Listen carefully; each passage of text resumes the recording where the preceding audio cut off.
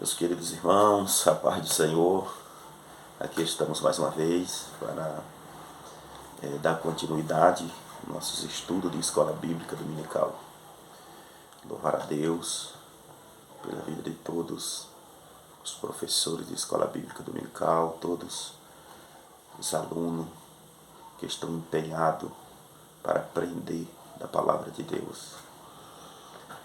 Louvar a Deus pela vida do nosso pastor presidente, pastor Adair Gonçalves Dias, e todo o ministério, toda a diretoria que compõe esse ministério. Que Deus assim continue nos abençoando. Aqui estamos, meus queridos irmãos, para falar ou dar continuidade sobre o assunto que falamos na lição anterior, sobre o Tribunal de Cristo. Lição de número 6, nós falamos sobre o Tribunal de Cristo. Foi semana passada, domingo passado, e a lição que vai ser lecionada domingo, dia 13 de fevereiro de 2022, é a lição número 7, e vai dar continuidade falando sobre o Tribunal de Cristo. Isso é muito importante, porque no Tribunal de Cristo não vai ser julgado nem pecado e nem pecador. Isso é muito interessante. Por quê? Porque a morte já foi extinguida. Os que foram arrebatados, porque os que vão estar lá no Tribunal de Cristo, os que foram arrebatados, já são salvos agora, já foram transladados, podemos dizer assim. Receberam um corpo incorruptível, como está escrito em 1 Coríntios 15, a partir do versículo 51 em diante, podemos observar que essas pessoas foram arrebatadas, receberam um corpo glorificado, ou receberão um corpo glorificado, incorruptível, revestido da imortalidade, da incorruptibilidade. E Paulo vai escrever dizendo: onde está a morte, o teu arguilhão, e onde está o inferno, a tua vitória? Isso quer dizer que os salvos em Cristo já foram vitoriosos em Cristo Jesus. Agora, interessante que pode haver um sentimento lá, porque não vai ser julgado pecado nem pecador, mas pode haver um sentimento de que poderíamos ter feito algo mais para Deus e às vezes não fez. Isso você vai encontrar na introdução da lição, que eu botei isso aqui na introdução da nossa lição. Então pode haver esse sentimento de ter feito mais para Deus e pode ter negligenciado. Eu sempre digo porque lá no céu vai ser aberto o livro da consciência, porque vai abrir-se os livros, e a consciência é um tribunal. E eu sempre digo que esse tribunal chamado consciência, ele só tem duas notas para nos dar. Ou é 10, ou é 0. Ou é 0, ou é 10. Esse é as notas do tribunal da consciência. Então pode haver esse sentimento. Então, meus queridos irmãos, isso nos ajuda a trazer um despertamento. Eu posso dizer assim, essa lição possa lhe trazer ou nos trazer um despertamento. Para quê? Para que façamos mais para Deus, se dedicamos mais na obra de Deus, busquemos mais fazer alguma coisa para o Senhor enquanto é dia. Tem na lição também esta palavra, enquanto é dia, porque a noite vem em que ninguém pode mais trabalhar. Então vamos buscar em aprender a cada dia da palavra de Deus. E o que é trabalhar para Deus? Eu acho interessante, porque o apóstolo Paulo, em 1 Coríntios capítulo 3, versículos 6 a 8, vai dizer assim: eu plantei, Apolo regou, mas Deus deu o crescimento. Por isso, nem o que planta é alguma coisa, nem o que rega, mas Deus que dá o crescimento. Ora, o que planta e o que rega são um, mas cada um receberá o seu galardão, segundo o seu trabalho. Interessante que não adianta nós querer fazer alguma coisa, não é? Pensando que somos alguma coisa. Toda honra e toda glória é para Jesus. Quem nos capacita é Ele, não é? Quem escolheu foi Ele. Eu gosto muito do capítulo 9, versículo 16 de Romanos, porque diz assim que não é para quem quer e nem para quem corre, mas é para quem Deus compadece. Então, façamos a obra, né, reconhecendo que nós somos apenas servos, servos do Deus Altíssimo, servos de Jesus Cristo. E o servo não vai aonde quer, o servo não faz o que quer, né? O servo não fala o que quer. A partir do momento que o servo quer ir para onde quer, fazer o que quer e fala o que quer, isso é chamado de servo negligente. Lembra de Mateus capítulo de número 25, a partir do versículo 14, quando aquele senhor ele vai se ausentar da terra, mas ele pega os seus bens e, e transforma ali em talentos, podemos dizer uma espécie de moeda, era ouro, e distribuía entre eles, e distribuiu 5 para um, 2 para o outro e um para aquele outro homem, e diz assim, dando cada um segundo as suas capacidades. Veja que ali tinha 2 servos fiéis, porque quando ele volta a prestar conta com aqueles homens, ele diz assim, servo bom e fiel, foste fiel no pouco, no muito eu te colocarei. Mas observe quando ele chega naquele homem que deu um talento, que ele enterrou na areia, e começou a botar algumas dificuldades, porque diz assim, o Senhor colhe aonde não semeia, né? E começou ali inventar desculpa, podemos dizer assim. E aquele homem disse assim, já que tu sabia que eu era desta forma, por que não emprestaste o que era meu, ou o meu dinheiro, aos banqueiros, para quando eu voltasse recebesse com juro? Pelo contrário, aquele homem enterrou na areia, não é? Ele escondeu o talento do seu Senhor. Isso nos ajuda a entender, meus irmãos, que o talento que é nos dado segundo as nossas capacidades, é nos dado uma confiança, e isso é muito importante. Então, aquele homem não valorizou o que foi dado. Então, tudo que é nos dado, um dia vamos ter que prestar conta.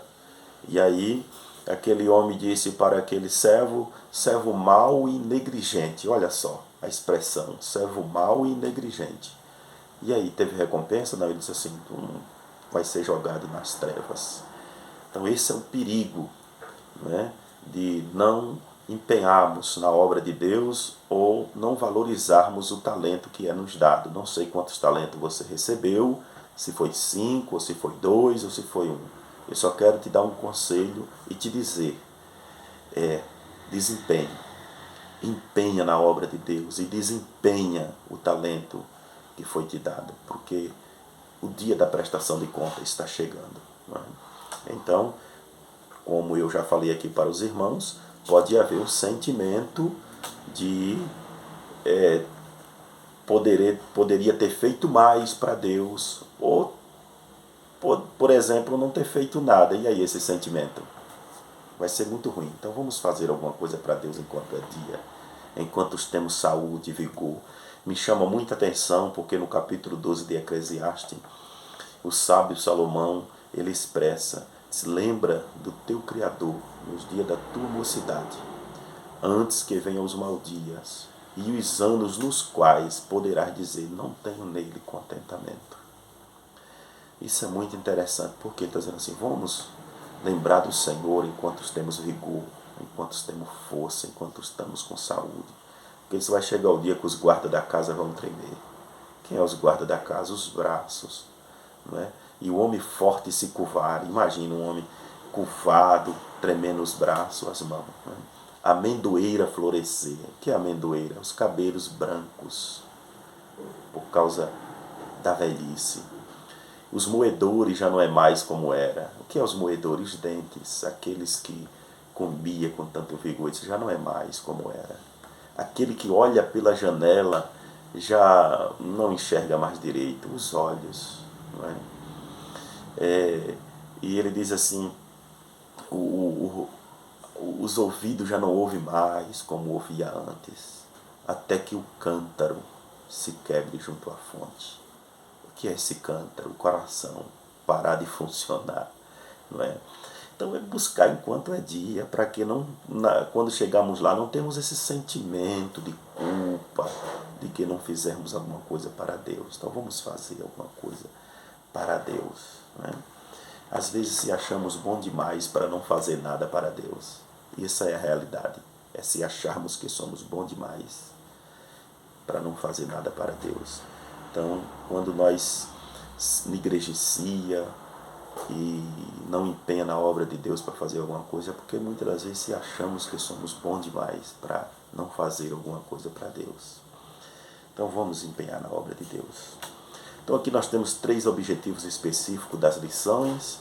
O primeiro objetivo é analisar as consequências do julgamento do tribunal de Cristo.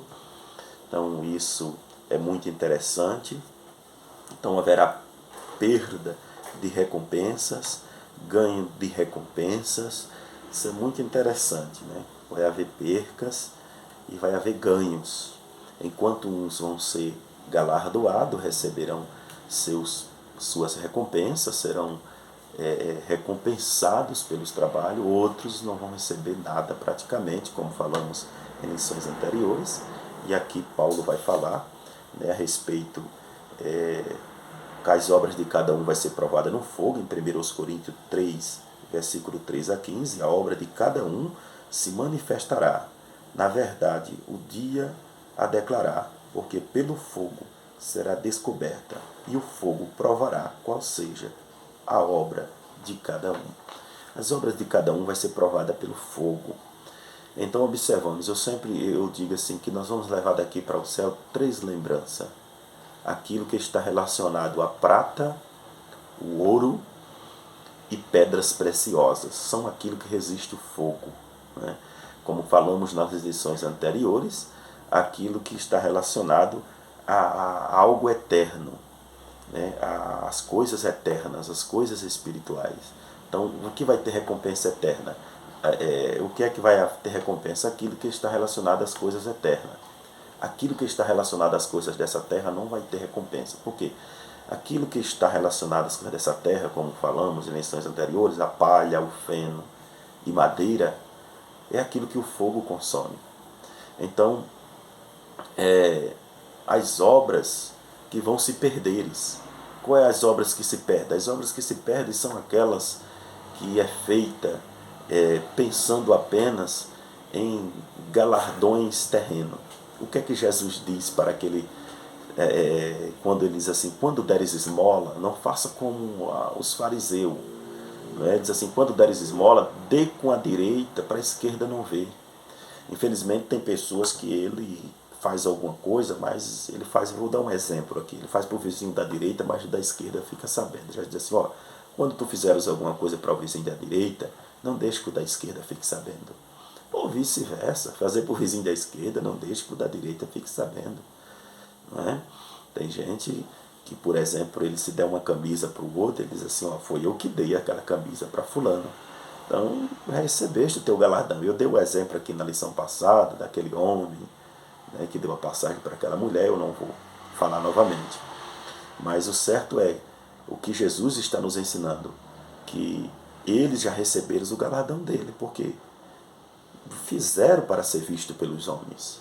Então esse é o problema de muita gente, que eles querem fazer para ser visto pelos homens. Não é? E nós não podemos fazer nada para querer ser visto pelos homens. Fazemos para agradar a Deus e para o sucesso e a contribuição e, podemos dizer, o desenvolvimento da obra de Deus na terra. Ver a obra de Deus crescer, ver a obra de Deus ser abençoada. Esse é o objetivo, ou tem que ser o objetivo de cada um de nós. Amém? Então vamos lá. Então haverá perda de recompensa.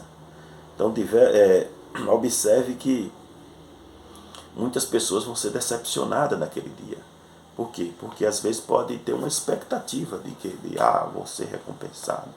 Ou muitas das vezes alguém já está aqui pensando e faz coisas, e igual eu falei para os irmãos, e ele tem um prazer de tocar trombeta, e infelizmente vai perder a sua recompensa lá no céu, porque já foi galardoado aqui na terra. Diga que recebeu a sua recompensa. Então, até a oração, nós falamos em lição anterior, até a oração. Jesus disse assim, quando for orar, entra no teu quarto, fecha a tua porta, ora em secreto, porque o Pai que vê o que é feito em secreto te recompensará publicamente. Não faça como os fariseus que oram nas praças da cidade, com mãos levantadas para ser visto pelos homens, ou para dizer que ora. Hoje, infelizmente, há uma dificuldade em pessoas que vão para o monte, tem que fazer uma selfie, tem que fazer um vídeo que está orando e que tal, passando a noite no monte. Meu irmão, isso já recebeu o galardão. Ninguém precisa saber quantas horas eu oro, quantos dias nós jejuamos, né? Isso é um segredo entre mim e Deus, entre você e Deus. Jesus disse assim, não deixe que transfigure o teu rosto, não transpareça para as demais pessoas que estás jejuando, porque senão não vai servir o teu sacrifício. Isso é muito interessante. Ganho de recompensa. Então nós vamos receber as nossas recompensas lá no céu, né? A distribuição de recompensas será feita no julgamento.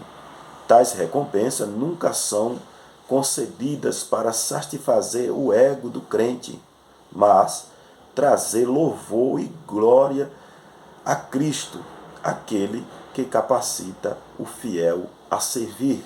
Filipenses 1:11. Então observe que tais recompensas, eu achei muito interessante isso aqui, tais recompensas nunca são concedidas para satisfazer o ego do crente.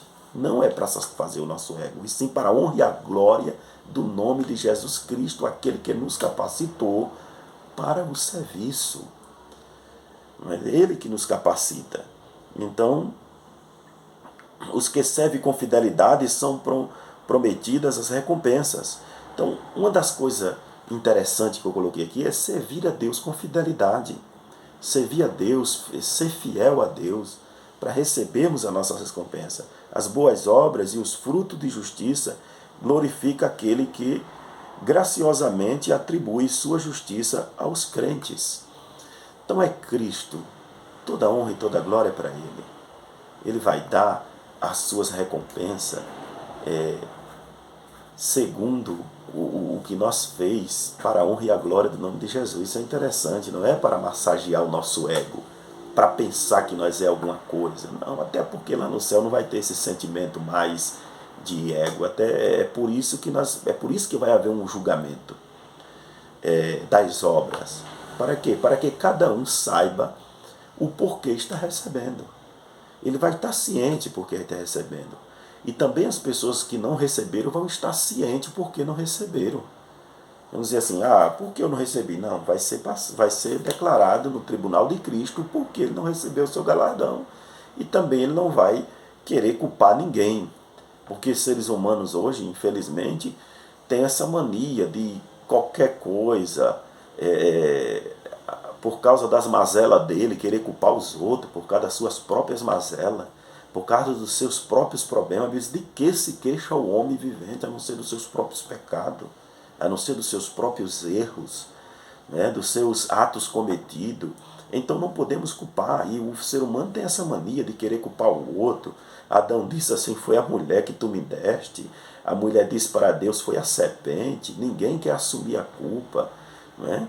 Só que tem uma coisa, diante de Cristo não vai ter desculpa. Mas vamos lá para ganhar tempo, porque senão o vídeo fica muito comprido. Vamos para o segundo tópico da lição, que é evidenciar biblicamente as diversas coroas que aguarda os salvos. Olha só, vai haver coroas que aguardam os salvos biblicamente, isso é bíblico. Então a primeira, podemos ver aqui que a primeira coroa é a coroa da justiça, né? Esta coroa está reservada àqueles que ansiosamente aguardam o reino do Senhor, aqueles que têm essa esperança viva dentro dele. Então aqueles que lutam pela salvação. E muito interessante, em seus últimos anos de vida, Paulo preocupa-se mais com o tribunal do céu do que com o tribunal de Roma.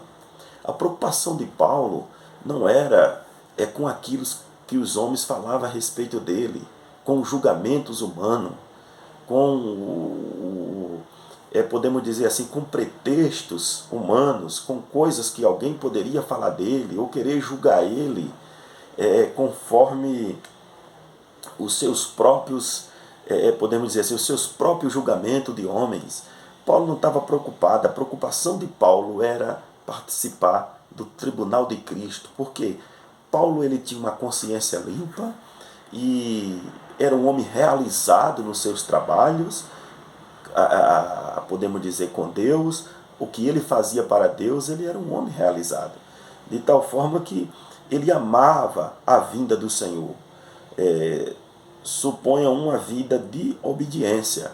Amar a vinda do Senhor é mantermos uma vida de obediência.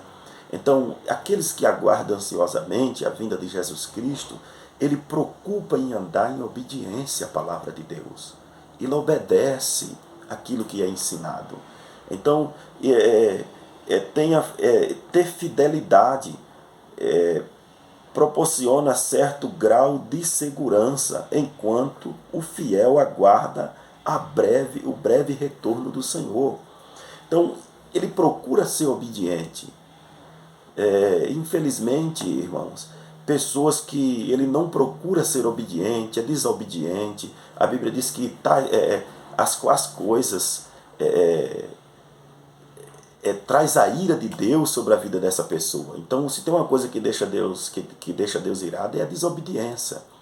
Então, pessoas que não procuram andar em obediência é porque não está preocupado com a volta de Jesus. Ele não está preocupado com essa coroa da justiça.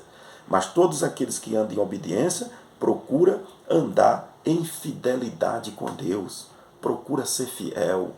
Procura cada dia a ser mais obediente ao Senhor. Obedece a palavra de Deus, obedece a sua liderança e procura cada dia andar de acordo com a palavra do Senhor. Por quê? Porque ele almeja a coroa da justiça. Por isso que Paulo vai dizer: eu venci o bom combate, acabei a carreira e guardei a fé. Né?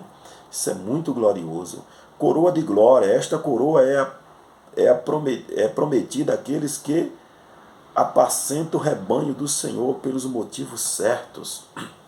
Essa coroa de glória, ela está reservada para os líderes, aqueles que procuram a cada dia apacentar o rebanho do Senhor, de andar de acordo com a palavra de Deus, que sofrem por amor ao rebanho do Senhor. Meus queridos irmãos, o pastor ele tem uma certa preocupação, né? Ora muitas das vezes pelas madrugadas, chora, perde noite de sono muitas das vezes, né? Às vezes vai até de madrugada, preocupado com o rebanho, buscando a Deus, né? Eu sempre comparo a vida de Samuel. Deus chama o pastor Samuel. Samuel está ali orando por Saul. Deus tem misericórdia de Saul. É a vida do pastor. Deus tem misericórdia de Saul. Veja que ele estava ali orando, pedindo a Deus pela vida de Saul, até o momento em que Deus disse para ele: Samuel, até quando tu vai ter dó de Saul, tendo eu rejeitado? Olha, isso é vida de pastor que tem preocupação com as ovelhas, está ali orando. Muitas das vezes o camarada está dando trabalho. Quem era Saul? Saul era uma espécie, Saul era um rei. Então olha quem era Saul, um homem do alto escalão. Ele estava ali preocupado, orando a Deus, pedindo pela vida de Saul. Deus disse assim: eu já rejeitei, né? Cessa, pode parar, porque não adianta. Meus queridos irmãos, é isso que eu quero dizer. O pastor muitas das vezes preocupa, ora, busca, pede a Deus pela vida de alguém, mas chega um momento que Deus diz: basta. Você vai clamar, está aí clamando com quem não quer nada? Porque não adianta. Uma pessoa que não quer obedecer, que não tem uma vida de fidelidade com Deus, que não quer ter uma vida de comunhão, que não almeja essas coroas, infelizmente Deus é quem é o dono da vida, é quem conhece e sabe. Eu sempre digo que até Deus tem limite com as coisas. Veja que isso aí é o limite de Deus, chegou aí. E disse para Samuel: olha, basta. Né? Mas vamos lá. A coroa de júbilo. Haverá a coroa de júbilo. Esta coroa pertence aos ganhadores de almas. Meus queridos irmãos, a Bíblia diz que quem ganha uma alma sábio é. Vamos ganhar almas para o reino de Deus. Vamos a cada dia buscar a presença de Deus. A cada dia procurar a ganhar uma almas. Ganhar almas, muitas das vezes, você ganha com exemplo. Eu digo assim, você sabe como é? Eu me converti a Cristo, eu aceitei Jesus através de exemplos de homens de Deus. Pessoas que eu trabalhei com eles e eles me deram tanto exemplo que eu digo, eu também quero ser crente. Então eu aprendi muito com isso.